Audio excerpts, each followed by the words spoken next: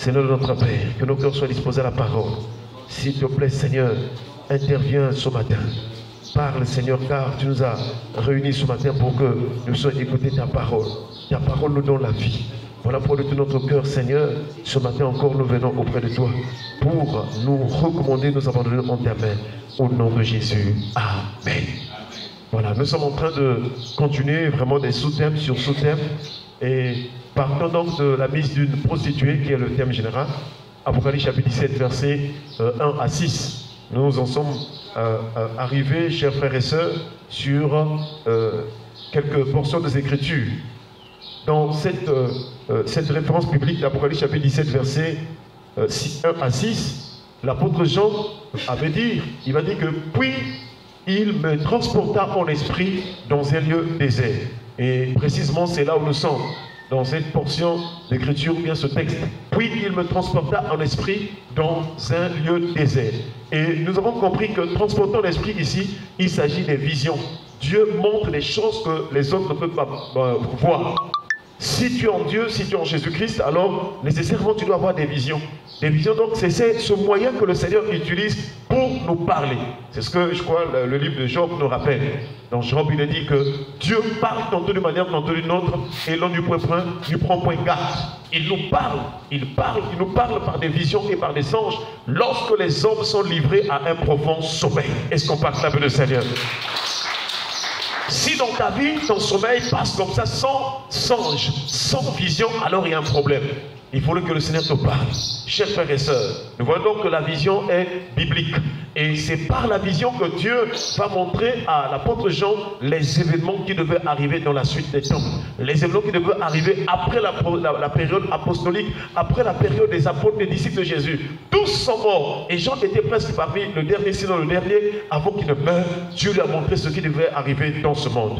Et tout ce que le Seigneur avait déclaré comme signe précurseur de son avènement, et tout ce qu'il a montré à Jean, les événements qui devaient arriver, alors nous, toi et moi, nous sommes dans cette période, nous sommes dans cette dispensation, nous sommes dans cette génération où les choses, ou les signes que Dieu, le Seigneur Jésus-Christ avait dit que lorsque vous verrez tel signe, tel autre signe, sachez que les temps sont finis, sachez que je reviens bientôt. Alléluia. Amen. Et nous devons doubler de vigilance et de prudence. Nous devons prier davantage parce que, chers frères et sœurs, je vous assure, en tout cas, le monde est à sa fin. Et donc, le désert, c'est là où c'est un lieu où Dieu parle à son peuple. Le désert, c'est un lieu où Dieu nous montre des visions, comme pour le cas de l'apôtre Jean. Le désert, c'est là où Dieu nous équipe, il nous forme. Le désert, c'est là où Dieu nous apprend, chers frères et sœurs, à mettre en pratique sa parole. Il nous apprend à invoquer Dieu. Et dans le désert, Dieu permet des épreuves. Il permet des situations, il permet des conditions, il permet des choses qui apparemment peuvent être difficiles, qui peuvent être vraiment des situations où tu te dis que là, c'est fini, là je vais mourir. Et voilà pourquoi dans la vie du peuple d'Israël, chers frères et sœurs, Israël est passé dans le désert. C'était un temps où Dieu voulait parler à son cœur. C'était un temps où Dieu voulait enseigner à Israël. Toi aussi, je ne sais pas ce matin, quel est le désert que tu es en train de traverser? Quelle est la situation que tu es en train de traverser? Quel est le problème que tu es en train de vivre, chers frères et sœurs? Mais je voudrais te dire, si tu traverses le désert, c'est pour entrer dans la terre promise. Alléluia. Quand tu traverses le désert, c'est que Dieu a prévu un moment, un lieu, un endroit fixe, un endroit vraiment où tu vas entrer dans la gloire, où tu vas vivre la bénédiction éternelle. Et Israël, oui, pendant qu'il était dans le désert, Dieu lui a montré combien Dieu est tout puissant, combien Dieu est capable d'opérer des miracles, des signes et des prodiges. Vous savez que dans le désert, il n'y a point d'eau. Vous savez que dans le désert, il n'y a point d'habitants, d'habitation ou d'habitants, chers frères et sœurs. Dans le désert, c'est vide, c'est sec. Mais dans ces conditions-là, Dieu a manifesté sa gloire. Et Israël a chanté, les psalmistes ont chanté en disant que louez l'Éternel car il est bon, car sa miséricorde durera toujours. Celui qui seul fait des grands prodiges, car sa miséricorde durera toujours. Est-ce qu'on parle avec le Seigneur? Le désert, c'est cette condition où tu n'as rien. Le désert, c'est cette condition où tu manques. Tu es en manque de quelque chose. C'est ce qu'on appelle le désert. Mais je t'assure, le Dieu qui pourvoit toutes choses est capable de te bénir. Alléluia. Tu dois mettre ton espoir, ton espérance en Dieu. Ce matin, je ne sais pas quel Quelle est la situation qui te tracasse? Quel est le problème que tu es en train de traverser? Tu es peut-être abandonné, rejeté des hommes. Chers frères et sœurs, alors même quand tu es rejeté, il y a quelqu'un qui t'accueille ce matin, c'est la personne de Jésus-Christ. Alléluia. Il y a quelqu'un qui t'aime d'un amour éternel. Les hommes vont te décevoir, les femmes vont te décevoir, même la famille peut te décevoir, mais il y a quelqu'un qui t'aime et qui ne peut jamais te décevoir, c'est la personne de Jésus. Israël va donc, après le passage de la mer Rouge, Israël traverse la mer Rouge avec joie, voyant la même puissance de Dieu. Israël va entrer dans le désert. Et le premier désert qu'Israël a abordé, c'était le désert de Chour. Ils arrivent dans le désert, chers frères et sœurs, il y avait point d'eau. Et ils ont continué quelques marches. Je crois après 3 journées de marche, ils virent un oasis, un puits d'eau dans le désert. Et ils sont arrivés là, ils disent enfin, nous allons boire. Et quand ils vont goûter cette eau-là, cette eau était amère. Chers frères et sœurs, et Moïse cria à l'Éternel, et l'Éternel lui indiqua un bois. Et il a pris ce bois-là, il a mis dans l'eau qui était amère, c'est-à-dire Mara. Chers frères et sœurs, l'eau est devenue une eau douce. Alléluia. Le Seigneur peut transformer ta situation. Amer, ça veut dire que c'est difficile. Amer, ça veut dire que tu es dans l'affliction. Amer, ça veut dire que tu as tout perdu. Comme c'est le cas de Naomi. Elle est partie avec son mari et ses 2 enfants au pays de Moab. Mais au retour, elle est revenue sans mari, sans ses 2 enfants. C'était vraiment une amertume. Et c'est pourquoi, lorsqu'on l'appelait Naomi, il dit, ne m'appelez pas Naomi, car appelez-moi Mara. Appelez-moi Mara. Appelez-moi amertume. Alléluia. Je ne sais pas, tu as perdu peut-être quelqu'un de cher, tu as perdu peut-être un proche parent, tu as perdu peut-être une personne qui te soutenait, une personne qui t'aidait, et cette personne est partie. J'aimerais te dire que tous les hommes peuvent t'aider. Tu peux avoir des relations sur cette terre, mais toutes ces relations passeront parce qu'elles sont terrestres. Alléluia. Tu dois chercher la relation avec le céleste. Tu dois chercher la relation avec celui qui a vécu éternellement. C'est Jésus. Il ne vient pas de la terre. Il n'a pas été tiré de la terre, mais il vient du ciel auprès de Dieu. Il est sorti du sein du Père et il est la révélation du Père. Est-ce qu'on peut acclamer le Seigneur? Si tu mets ta confiance en Jésus qui vient du ciel, alors tu ne perdras plus ta récompense, tu ne perdras plus ton espoir, parce que lui, il vit au siècle des siècles. C'est un papa qui ne meurt pas. Nos papas physiques ou biologiques vont mourir un jour. Ceux qui nous soutiennent, nos proches parents, ils vont mourir parce qu'ils sont passagers. Mais Jésus ne passe point. Même il dit dans sa parole que le ciel et la terre passeront. Même les paroles ne passeront point. Parce que Jésus est Dieu et il est éternel. Alléluia. C'est pourquoi pendant nos jours qui nous restent sur la terre, nous devons avoir vraiment la confiance en Dieu. Après cet événement, cette situation, Israël donc a bu de l'eau. L'eau qui était changée en eau douce, qui était d'abord une eau amère. Israël va poursuivre ses marches. Ils vont encore arriver à un endroit qu'on appelle le désert de Sin. Cette fois-ci, chers frères et sœurs, il y a la faim. Le peuple était pressé par la faim et par la soif. Il n'y avait pas à manger. Et parmi le peuple israélien, donc on commençait à poncer les pots de viande devant lesquels ils se trouvaient en Égypte. Ils ont dit à Moïse, mais il fallait que Dieu nous laisse seulement mourir en Égypte, là où il y avait vraiment des pots de viande, on pouvait manger, même si nous étions esclaves, chers frères et sœurs. C'est l'image des gens aussi, maintenant que Jésus t'a sauvé, maintenant que tu as commencé à prier, mais tu penses encore au monde, tu penses encore à ton ancien copain, tu penses encore vraiment à l'ancienne vie, la vie païenne, parce que tout simplement, pendant que tu as commencé à prier, il y a des choses qui te manquent. Non, chers frères et sœurs, tu dois plus penser à ce qui est passé. Tu dois plus avoir les pensées vers l'arrière ou l'arrière-plan. Ne regarde plus en arrière comme la femme de Lot. Elle a raté le ciel, elle a raté vraiment la délivrance, elle a raté vraiment son salut parce que tout simplement, Dieu lui a fait grâce, mais elle a pensé regarder en arrière. Chers frères et sœurs, au point où nous sommes arrivés, nous devons regarder en avant. Et en avant, il y a une personne. En avant, c'est le regard que nous portons sur la rémunération. En avant, c'est le regard que nous portons sur celui qui était mort pour nous à la croix. Sur la croix, Jésus a pris nos iniquités, il a pris nos péchés. Là où tu étais destiné à être condamné à la souffrance, Jésus a tout payé. Il t'a racheté. Désormais, par le nom de Jésus, si tu as la foi en lui et si tu mets en pratique sa parole, ta vie va changer et tu seras en paix. Est-ce qu'on peut acclamer le Seigneur? Et donc, dans Exode chapitre 16, Israël va parler avec Moïse et Dieu va parler à Israël. C'est ce que nous avons vu hier, je vais réitérer pour ceux qui n'étaient pas là hier, chers frères et sœurs.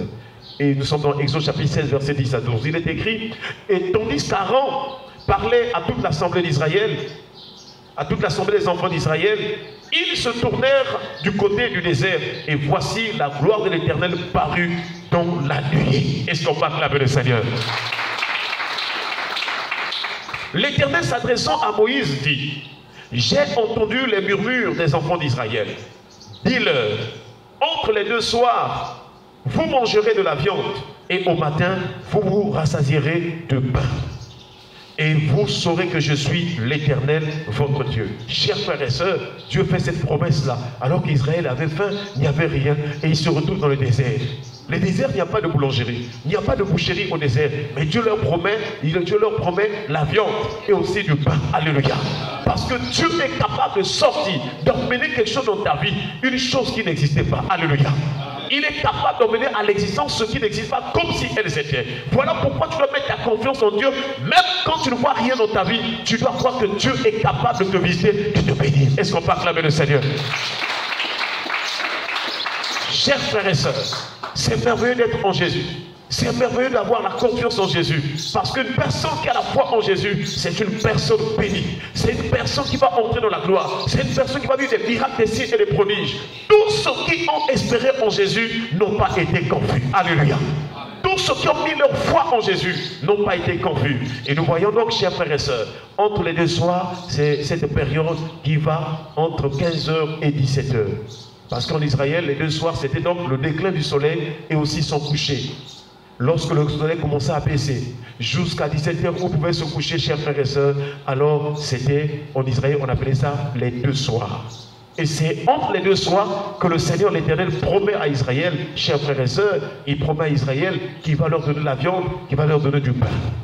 Oui, un jour, pendant que Jésus arrive, les Juifs vont rappeler à Jésus, mais nos pères ont mangé du pain dans le désert. Toi, que tu dis? Que fais-tu? Quel miracle fais-tu pour que nous croyions en toi? Il a dit que vos pères ont mangé dans le désert la manne, mais ils sont tous morts. Est-ce qu'on peut acclamer le Seigneur? Donc ce que Dieu donnait à Israël dans le désert, c'était passager. C'était quelque chose de momentané. Parce que Dieu voulait vraiment nous préparer à une nourriture spirituelle. Et c'est pourquoi Jésus s'est identifié au pain en disant que le vrai pain de Dieu, c'est celui qui descend du ciel et qui donne la vie au monde. Nous prions ce matin que le Seigneur te donne la vie au nom de Jésus. Là où tu n'as pas de travail, que tu reçoives le travail au nom de Jésus. Là où tu n'as pas de mariage, que tu reçoives le mariage au nom de Jésus. Là où tu étais malade, que tu reçoives la guérison, la bonne santé au nom de... Chers frères et sœurs, Jésus est la seule solution à ton problème. Je t'en supplie, mets ta confiance en lui, car il est le miracle. Le plus grand miracle de ta vie, c'est le salut en Jésus-Christ. Chers frères et sœurs, c'est alors que Israël va manger. Israël, en tout cas, va rentrer donc dans ces deux soirs et il va, oh, chers frères et sœurs, être rassasié.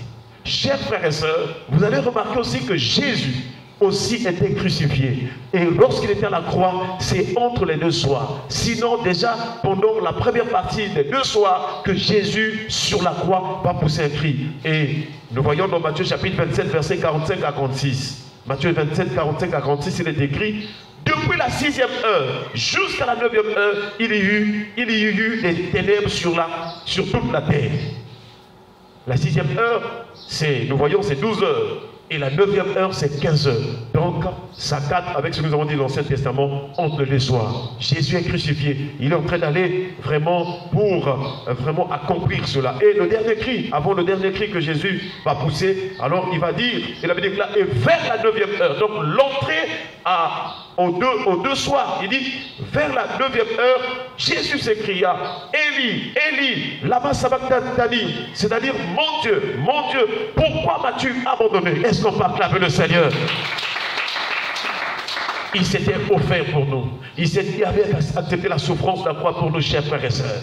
Et avant que Jésus arrive à la croix, il en avait déjà enseigné. Il avait enseigné dans Jean chapitre 6, verset 54. Il avait dit, celui qui mange ma chair et qui boit mon sang a la vie éternelle, et je le ressusciterai au dernier jour. Manger la chair et boire le sang, les gens ont mal interprété cela. Et aussi même parmi les disciples, il y en avait près de 70 disciples. Lorsqu'ils ont écouté cet enseignement, tous ou en partie, la majorité, la plupart des disciples ont dit, mais cette parole est dure. Comment il veut nous donner sa chair à manger et son sang pour boire? Mais qui peut supporter cette parole? Ils n'avaient pas compris ce que Jésus voulait dire. Ce n'était pas sa chair physique qui devait manger, ce n'était pas aussi son sang physique qui devait boire. Ils n'avaient pas compris le langage pour la pensée de Dieu. Et la Bible déclare que plusieurs se retiraient ce jour-là. Alléluia. Et 12 disciples seulement sont restés avec Jésus.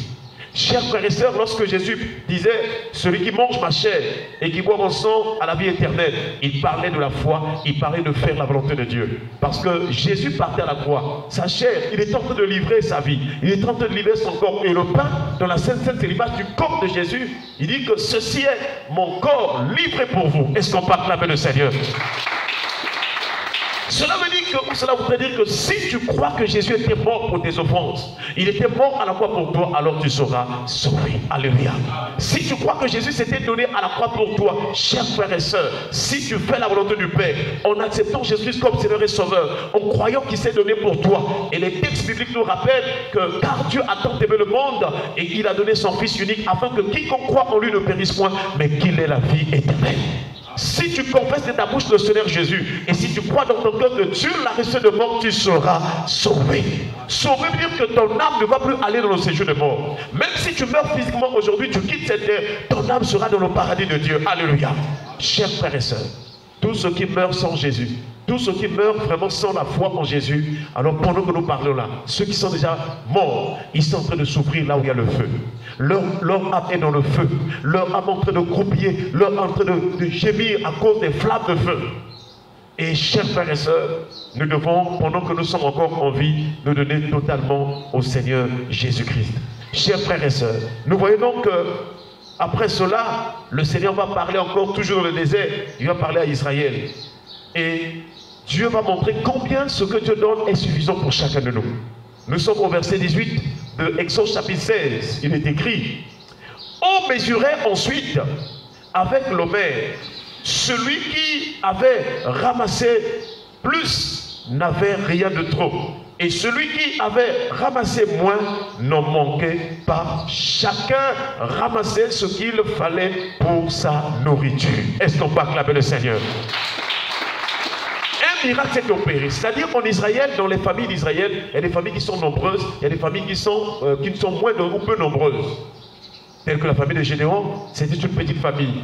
Benjamin, par exemple, la tribu de Benjamin, c'est une petite tribu. Chers frères et sœurs, et nous voyons que lorsque Dieu a donné, lorsque Dieu a fait le miracle, ils ont ramassé, ils ont pris de la viande, ils ont pris du pain. Alors la famille qui était nombreuse, quand elle ramassait, quand elle prenait sa part, elle n'avait pas trop. Alléluia. Et la famille qui était moins nombreuse, ou bien moins nombreuse, ou peu nombreuse, cette famille aussi, quand elle ramassait, elle ne manquait de rien. Dieu voulait nous enseigner que si tu crois en Jésus, alors il va te donner l'équilibre et la stabilité dans ta vie. Alléluia. C'est pourquoi, en tant qu'enfant de Dieu, tu ne dois pas avoir les ambitions comme les païens. Tu ne dois pas toujours chercher des choses. Non, tu dois avoir telle chose. Non, non, non, non. Tu ne dois pas chercher à être multimilliardaire selon les païens. Mais tu dois chercher le contentement que Jésus te donne. Car lorsque tu cherches trop, tu peux aller à la dérive. Lorsque tu as trop de choses, plus que ta foi, plus que ton niveau spirituel, alors tu vas tomber. Combien de serviteurs de Dieu qui avaient bien commencé le ministère, aujourd'hui sont tombés dans les pièges du diable parce que l'argent, il a maintenant beaucoup d'argent, il a maintenant la gloire. Et il a oublié là où le Seigneur l'avait pris, là où le Seigneur l'avait appelé. C'est la même chose avec aussi Saoul. Dieu l'a pris étant, il était vraiment une personne qui n'avait pas un nom en Israël. Mais Dieu s'est donné, Dieu a porté ce regard sur Saoul. Et il a dit que c'est lui qui sera roi. Et quand Saoul est devenu roi, Saoul ne voulait plus obéir au Seigneur. Fais attention à chercher ce qui est élevé. Fais attention. Tu dois dans tes prières pour dire: Seigneur, donne-moi ce qu'il faut. Donne-moi ce qui est nécessaire. Quelqu'un dit amen. Et pour terminer, nous allons lire un texte. 1 Timothée chapitre 6, versets 6 à 8. Ce texte nous montre ou nous explique ce que nous avons vu dans le désert pour Israël, où ceux qui étaient nombreux pouvaient ramasser et c'était pas trop, et aussi ceux qui étaient moins nombreux pouvaient aussi emporter sans pourtant manquer de quoi que ce soit. Chers frères et sœurs, 1 Timothée chapitre 6, versets 6 à 8, il est écrit: c'est en effet une grande source de gain que la piété avec le contentement. Est-ce qu'on peut acclamer le Seigneur? Dieu montre dans ce passage, dans ce texte, que si tu t'attaches au Seigneur, si tu t'attends que le Seigneur te donne comme il veut, le contentement, tu te contentes de ce que Dieu donne, la Bible déclare que c'est une grande source de gain. C'est-à-dire que tu es plus que même un fonctionnaire, tu es plus que même un multimilliardaire, tu es plus qu'une personne à son salaire vraiment fixe. ou encore qui a des milliards, si tu apprends à t'attacher au Seigneur, si tu apprends à t'attendre que Dieu te donne selon ce qu'il veut, au temps qu'il veut, alors dans ce contentement-là, c'est une grande source de gain. Tu ne manqueras rien. Comme la famille peu nombreuse en Israël qui avait ramassé une petite part, mais il n'en manque rien. Alléluia. Chers frères et sœurs, apprends à t'attendre au Seigneur. Apprends à dire, Seigneur, donne-moi ce qu'il faut selon ta volonté. Chers frères et sœurs, et l'apôtre continue à expliquer. Il dit, car nous n'avons rien apporté dans le monde, et il est évident que nous n'en pouvons rien emporter. Il dit que toi qui cherches beaucoup de choses, toi qui vas voir toutes les voitures du monde, toi qui vas voir toutes les maisons, toutes les parcelles, toi qui es en train de vouloir vraiment avoir 1000 parcelles, je ne sais pas combien, toi qui ne fais que avancer dans ces choses-là qui vont passer, il dit que sache que tu n'as rien apporté dans le monde, et le jour où tu partiras aussi, tu vas quitter cette terre, tu n'apporteras rien. Et aujourd'hui, on a vu certaines pratiques où quelqu'un était multimilliardaire ou encore très riche, chers frères et sœurs. Quand il meurt, on prend dans le cercueil, on met des pièces d'argent, on met ces dollars, on met l'argent. Mais même si on fait cela, chers frères et sœurs, quand nous mourrons, c'est le corps qui reste. Et l'âme va dans le delà. Alléluia. Et l'argent ne peut pas aller dans le là parce que c'est un bien matériel. L'âme est spirituelle. La Bible déclare, la chair et le sang n'héritent pas le royaume. Donc, chers frères et sœurs, quels que soient les biens que tu vas avoir dans ce monde, alors tous ces biens resteront. Et c'est ce que l'apôtre Paul est en train de nous enseigner pour montrer que tu dois apprendre à chercher le contentement. Tu dois dire, Seigneur, donne-moi ce qu'il faut, donne-moi selon ta volonté, donne-moi vraiment ce qu'il faut pour moi. Et pour terminer, il dit, sinon, nous avons la nourriture et le vêtement, cela nous suffit. Est-ce qu'on peut acclamer le Seigneur? Dans la vie, chers frères et sœurs, il faut chercher le nécessaire, il faut chercher le contentement, il faut se contenter de ce que Dieu te donne. Et je t'assure, ce que Dieu te donne, ce n'est pas quelque chose de négligeable. Dieu sait pourquoi il commence. Peut-être aujourd'hui tu as peu d'argent. Peut-être il sait comment il va évoluer, avancer avec toi. Parce qu'il est Dieu. Et aussi, Dieu veut que nous puissions grandir. Nous puissions croître. Nous puissions avoir des choses, des richesses en proportion aussi de notre croissance spirituelle. La Bible déclare, je souhaite que tu prospères à tous égards. Et que tu sois en bonne santé comme prospère l'état de ton âme. Alléluia. Plus tu évolues, mais les gens ne cherchent pas à grandir dans la foi.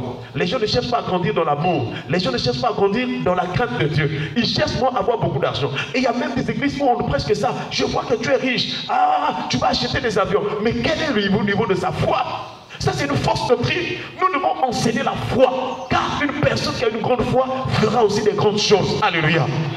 Mais si une personne a une petite foi, vous lui prêchez d'avoir beaucoup de milliards ou beaucoup de richesses, la personne va tomber, la personne va servir le diable, la personne va aller dans les pactes occultes, sataniques, démoniaques. Parce que le niveau de richesse qu'il a va submerger ou va dominer sa foi. Et il ne pourra plus même aussi vraiment se donner au Seigneur. Il va régner le Seigneur. Il va faire naufrage de la foi. Voilà pourquoi, chers frères et sœurs, nous prions que le Seigneur nous donne un cœur qui cherche le contentement. Alléluia. Ne te néglige pas, n'aie pas peur.